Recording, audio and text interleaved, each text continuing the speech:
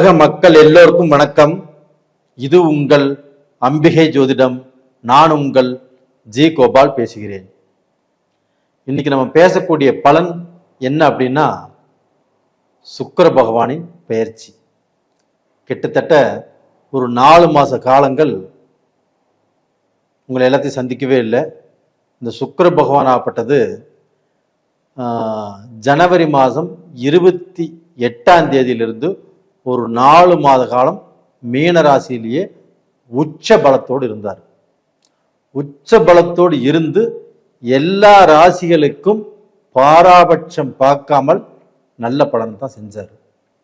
இப்போ அதே சுக்கிர பகவான் மே மாதம் 31ஆம் தேதி பெயர்ச்சியாகி மேசத்துக்கு வராரு. ஜூன் மாதம் 29ஆம் தேதி வரைக்கும் அங்கே இருப்பார். அப்ப இந்த சுக்கிர பகவானின் பெயர்ச்சி மிதுன ராசிக்காரங்களுக்கு எப்படி இருக்கும்? இந்த சுக்கிர பகவான்னா யாரு? கலஸ்திரகாரகன். கிரகங்கள்ல பாத்தீங்கன்னா அசுர சுக்கிரன். அப்போ இந்த சுக்கிரன் இந்த 12 கட்டங்களில் எந்த இடத்துல இருக்கிறாரோ அதை பொறுத்துத்தான் பலனை கொடுப்பார்.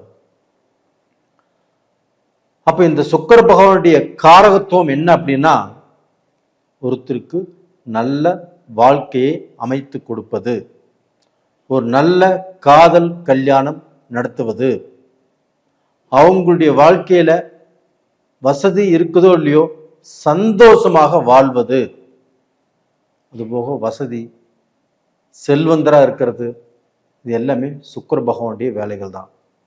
அதே ஒரு ஜாதகத்துல சுக்கிர பகவான் கெட்டு இருந்ததுன்னு வச்சுக்கோங்களேன், கெட்டு இருந்து அதே தசை நடக்குதுன்னு வச்சுக்கோங்களேன், இல்ல அந்த சுக்கிர புத்தி நடக்குதுன்னு வச்சுக்கோங்களேன், நல்லா வாழ்ந்துட்டு இந்த குடும்பத்துல பிரச்சனைகள் உருவாகும்.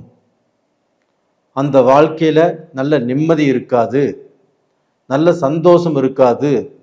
அப்ப அந்த வாழ்க்கையில பிரச்சனைகள் பிரிவு வரைக்கும் போயிடும், டைவர்ஸ் வரைக்கும் போயிடும்.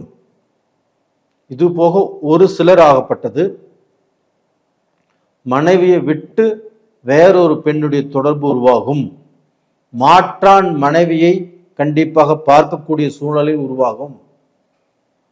அப்ப அந்த பிரச்சனைகள்னால இவருடைய கௌரவம் பாதிக்கப்பட்டு, இவருடைய மரியாதை பாதிக்கப்பட்டு இவங்க நடுத்தருவுக்கு வரக்கூடிய சூழலை உருவாகும். ஒரு பெண்ணே இருந்தாலும் சரி, அவங்களும் பாத்தீங்கன்னா தவறான பாதையில போய் அதனால அவங்களுடைய மரியாதை கெட்டு கோர்ட்டு கச்சேரி போலீஸ் ஸ்டேஷன் இப்படிப்பட்ட சூழல்கள் எல்லாமே உருவாவதற்கு சுக்கிர பகவான் தான் காரணம். அப்ப அந்த சுக்கிர பகவான் இந்த 12 கட்டங்களில் நல்ல இடத்துல இருந்து அந்த தசையை நடத்தும் போது நம்ம ராஜபோகமான வாழ்க்கை வாழ முடியும். அப்ப அந்த கெட்ட இடங்கள்ல சுக்கிர பகவான் இருக்கக்கூடாது. அந்த கெட்ட இடம் எது அப்படின்னா, உங்களுடைய ராசியிலிருந்து எண்ணி வர 6வது இடம், 7வது இடம், 10வது இடம், இந்த 3 இடங்கள்ல மட்டும் சுக்கிர பகவான் இருக்கக்கூடாது. சரி, மீறி அந்த இடத்துல சுக்கிர பகவான் இருக்குதுன்னு வச்சுக்கோங்களேன்,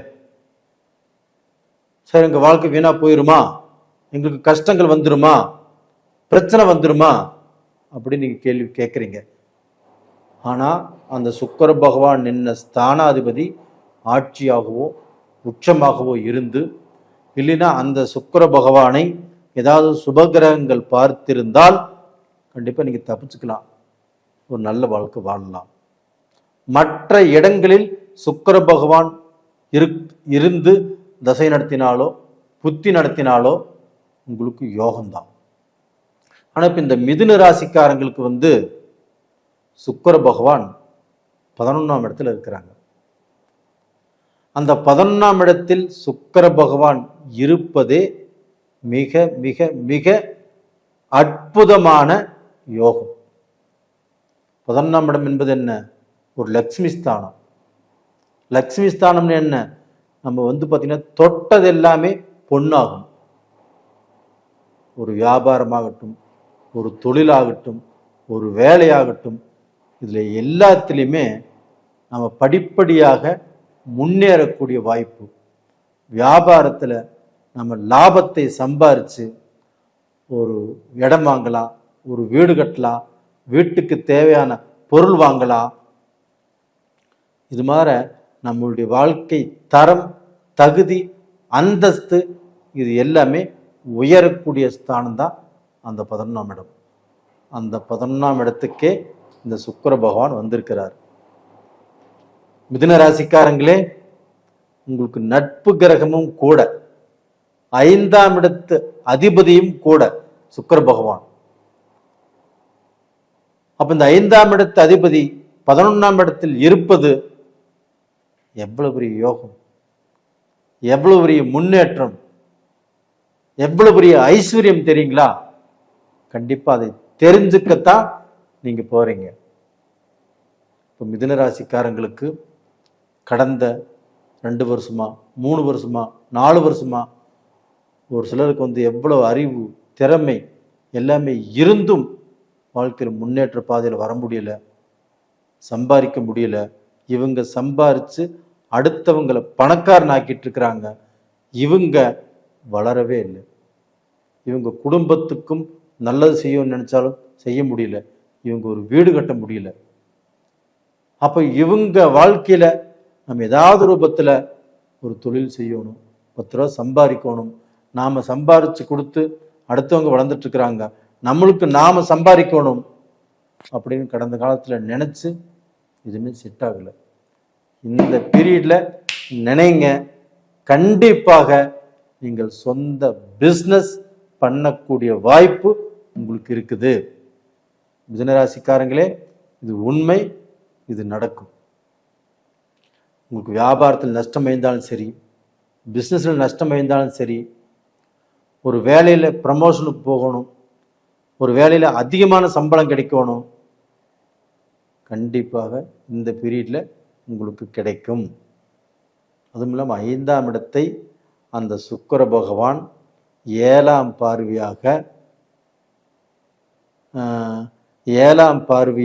உங்கள் ராசிக்கு 5ஆம் இடத்தை பார்க்குறாங்க, மிதுனத்துக்கு 5ஆம் இடத்தை பார்க்குறாங்க. அதே சமயத்தில் அந்த மிதுனத்தில் இருந்து குரு பகவான் 5ஆம் பார்வையாக அதே சுக்கிர பகவான் வீட்டை பார்க்குறாங்க, சுக்கிரனும் சுக்கிர பகவான் வீட்டை பார்க்குறாங்க. இது எவ்வளவு பெரிய யோகம்! குருவும் சுக்கிரனும், இந்த 2 சுபகிரகங்களும் தன்னுடைய வீட்டையே பார்க்கும்போது உங்களுக்கு இதை விட ஒரு நல்ல காலம் அப்படிங்கிறது கண்டிப்பாக எனக்கு தெரிஞ்சு அவ்வளோ சீக்கிரம் உங்களுக்கு வர்றதுக்கு வாய்ப்பு இல்லை. இந்த பீரியடை நீங்கள் பயன்படுத்தி உங்கள் மனசுக்குள்ள இருக்கக்கூடிய நெகட்டிவ் தாட்ஸ் எல்லாத்தையுமே எடுத்துட்டு, இதுக்கு மேலே சம்பாதிப்பேன், நான் சாதிப்பேன், நான் நல்ல நிலைமைக்கு வருவேன், என்னை யார் யார் இகழ்ந்து பேசினார்களோ, யார் யார் நான் முன்னுக்கு வரமாட்டேன்னு நினைச்சாங்களோ அவங்க முன்னாடி வாழ்ந்து காட்டுவேன் அப்படின்னு நீங்க உங்களுடைய முயற்சியை ஆரம்பிங்க. கண்டிப்பாக எல்லாமே படிப்படியாக சக்சஸ் ஆகும். புதன் அறிவு உங்களுக்கு ரொம்ப ஜாஸ்தி. உங்களுக்கு எல்லா விஷயத்திலையுமே கொஞ்சம் கொஞ்சம் விஷயங்கள் தெரியும், எதுலையுமே தெரியாதுங்கிறது இல்லை. நீங்க எதை தொட்டாலும், எந்த பிஸ்னஸ் பண்ணினாலும் நல்ல நிலைமைக்கு வருவீங்க.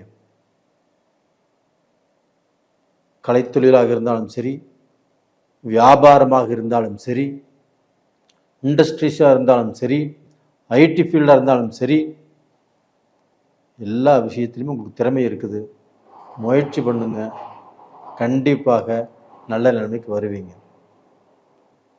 இது போக இதில் இருக்கக்கூடிய பெண்கள் அவங்களும் ரொம்ப அறிவாளிகள், ரொம்ப திறமைசாலிகள். அப்படி அறிவாளியாக இருந்தும் திறமைசாலியாக இருந்தும் இன்னும் கஷ்டப்பட்டு இருக்கிறீங்க. உங்களுடைய கஷ்டங்கள் இதோட தீர்ந்ததுன்னு நினச்சிக்கோங்க. கணவன் மனைவி இல்லை நீங்கள் கணவரை எவ்வளவு தாங்கினாலும் அந்த கணவர் உங்கள் வழிக்கு வராமல் தவறான பாதையில் போயிட்டுருக்குறாங்க இன்னைக்கு. அது எல்லாமே மாறும், நீங்கள் நல்லா இருப்பீங்க.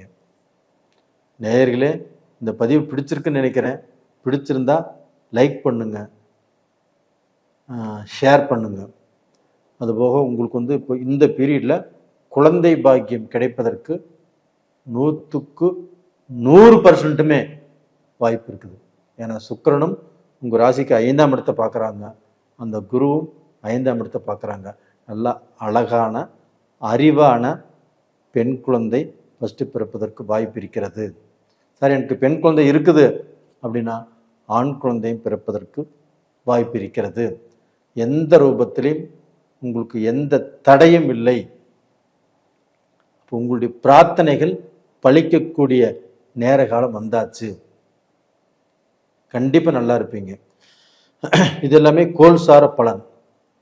இது போக உங்களுடைய ஜாதகத்துல சுக்கிரன் எங்க இருக்கிறாங்க, லக்னத்துக்கு எத்தனாவது இடத்துல இருக்கிறாங்க, இந்த சுக்கிர பகவானால நம்மளுக்கு நன்மை நடக்குமா தீமை நடக்குமா, இப்ப இருக்கக்கூடிய இடம் பரவாயில்லையா அப்படி நீங்க தெரிஞ்சுக்கணும். அப்படின்னா உங்களுடைய ஜாதகத்தை அனுப்பி வைங்க, நான் பார்த்து டீட்டெயிலாக சொல்கிறேன்.